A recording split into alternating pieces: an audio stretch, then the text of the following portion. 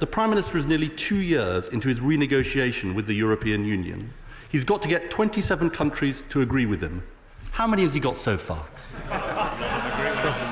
But what we have is a set of things that we want to sort out in Europe. We want to sort out safeguards for the single market. We want to get out of ever closer union. We want reform of immigration. But here's the difference. We have a plan. He has no plan. And we have a plan which will be put to the British people in an in-out referendum. Perhaps he can tell us when he gets to his feet, why is he frightened of the British public? Mr. Speaker, my position on the referendum is exactly the same as his was before he lost control of his party. Now, I think we can take it from the answer to that question that the answer is none. He's got no allies. Now, he says his admiration for Angela Merkel is enormous. After the last couple of days, we can see the feeling's mutual, Mr. Speaker. If it's going so swimmingly, why do you think Chancellor Merkel has already rejected his proposals? On that, he's completely wrong as well. She has herself said there are problems in terms of free movement that need to be dealt with. But he talks about support for a European referendum. Perhaps he'd like to address this.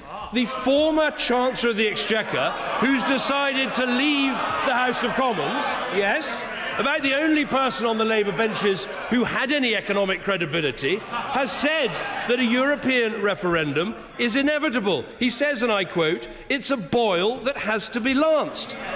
If it's inevitable, why is the right honourable gentleman so frightened of the British public? Mr. Speaker, we know about the boil that's to be lanced. It's his divided party, Mr. Speaker. Now, he should listen to what his own MPs are saying. The honourable member for Basildon and Billericay, the one who hasn't defected yet, he says vague promises about a better deal for Britain will not wash. They know his renegotiation is going nowhere.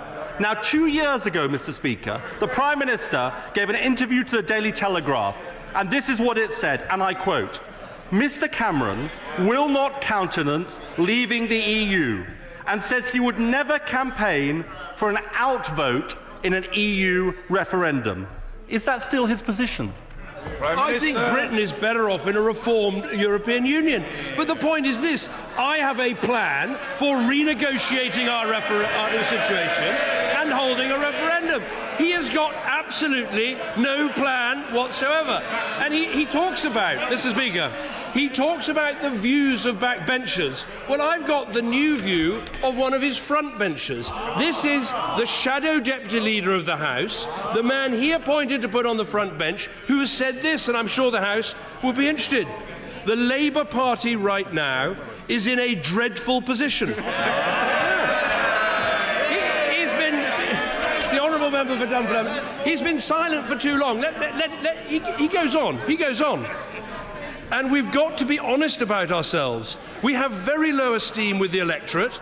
The electorate looks at us and has no idea what our policies are.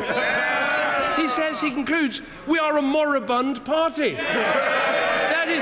That's not the view of the commentators. It's not the view of the backbenchers. It's the view of the frontbenchers. It's official. It's a dead parrot. Let's talk about his party. Defections, rebellions, demands for a pact with UKIP, and that's before the Rochester and Stroud by-election. And everyone will have heard, Leader of the Opposition must be heard, however long it takes. That will happen, so people who are making a noise should calm themselves. Ed Miliband.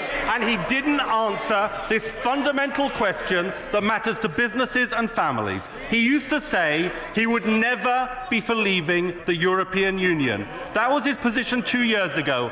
All I'm asking him to... They asked what my position is. I want to stay in the European Union. He can't even answer the question. That was his position then.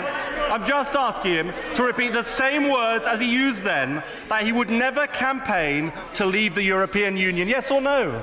Prime Minister. Answer that question the last time round. But what's interesting?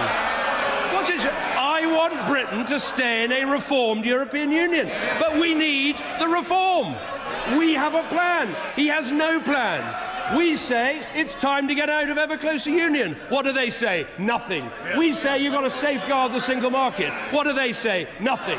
We say you've got to reform immigration. What do they say? Nothing. Absolutely feeble. And that's why, Mr. Speaker, he faces a crisis in his leadership because he's got nothing to say about the deficit, nothing to say about the economy, nothing to say about welfare, and nothing to say about Europe. And the whole country can see they got a nothing leader of the opposition. I do have to say to him, there's no point giving us the fight them on the beaches speech, because the last time he tried that was over Jean-Claude Juncker, and he lost 26 votes to 2. That's his leadership in Europe. Now, everyone will have heard his weasel words. He won't be straight with his backbenchers, and he won't be straight with the British people. He had a referendum on AV, and his position was crystal clear. He was for no. He had a referendum on Scotland, and his position was crystal clear, no. He wants a referendum on the EU, no ifs, no buts. Is he for in or is he for out? He's asking me about a referendum that he won't support. The Labour Party is so chicken when it comes to trusting the British people. It's a completely unbelievable position.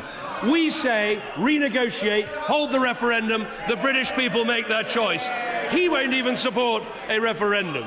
Now, he also says we should listen to backbenchers. Maybe he should try listening to the honourable member for Dudley North, who on immigration said this.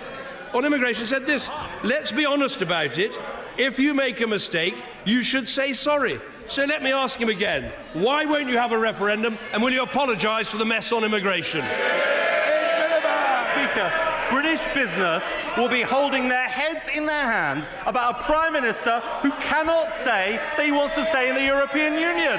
His renegotiation is going nowhere. He's caught between his backbenchers who want to leave and our national interest that demands we stay. That's why on Europe, he daren't say yes and he daren't say no. He's a don't-know Prime Minister. I'm afraid, Mr. Speaker, this is what happens if you write your questions before you listen to the answer. I couldn't be more clear. I want Britain to stay in a reformed European Union. And unlike the party opposite, we have a plan to get that reform and hold that referendum. But, Mr. Speaker, this comes at the end of a week when the last Labour Chancellor has said the Tories are right over a referendum.